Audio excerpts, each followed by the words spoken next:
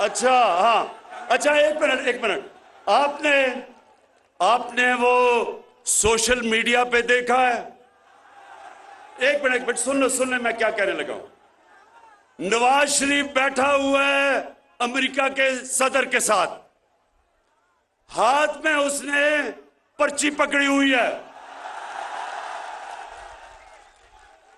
और उसकी कांपे टांग रही हैं।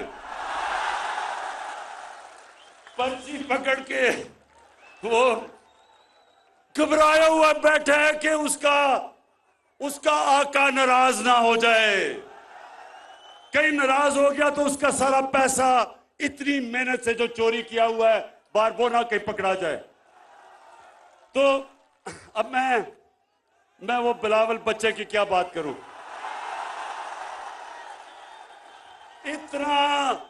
इतना पैसा खर्च करके इस्लामाबाद पे आया, वो बेचारे सिंध से लोगों को पैसे दे दे के लेके आया वहां इस्लामाबाद, और उधर लोगों से पूछे जी उसका क्या पैगाम था, उन्होंने कहा जी कांपे टांग रही हैं।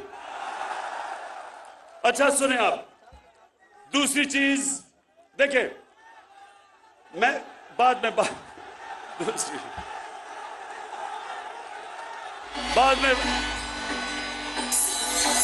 अच्छा ये इंशाल्लाह ये जब तक बिलावल सियासत छोड़ेगा तो नए अल्फाज निकलाएंगे, जिस तरह कांपे टांग रही है, चीनी उग रहा है, और एक और वो क्या बारिश आटा है।